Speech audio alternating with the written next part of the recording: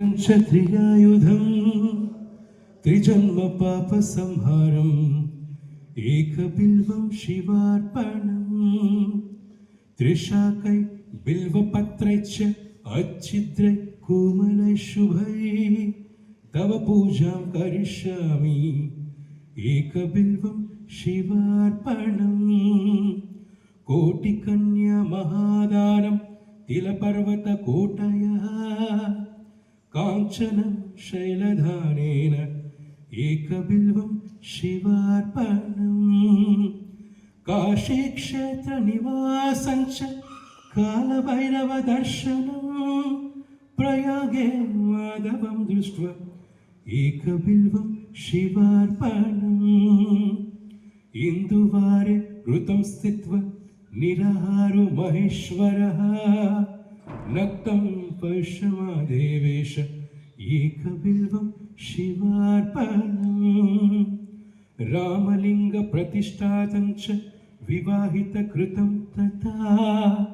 तटकानि च सन्धानम् एकबिल्वं शिवार्पणम् अखण्डबिल्वपत्रं च आयुतं शिवपूजनं कृतं नाम सहस्रेण एकबिल्वं शिवार्पणम् उमयाय सहदेवेश नन्दिवाहनमेव च भस्मलेपन सर्वाङ्गम् एकबिल्वं शिवार्पणम् सालग्रामेषु विप्राणां तटकां दशकोपयः यज्ञकोटिसहस्रं च एकबिल्वं शिवार्पणम् दन्तिकोटिसहस्रेषु अश्वमेध शतक्रतौ कोटिकन्या महादानम्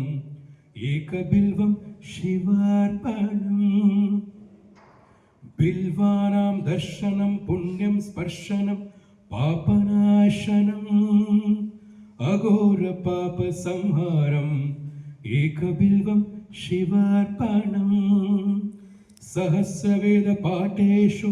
ब्रह्मस्थापनमुच्यते अनेकऋतकोटीनाम्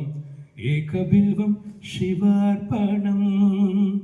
अन्नदानसहस्रेषु सहस्रोपनयं तथा अनेकजन्मपापानि एकबिल्वं शिवार्पणम्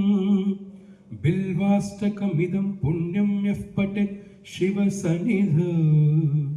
शिवलोकमवाप्नोति शिवेन सह मोदते। Thank you very much.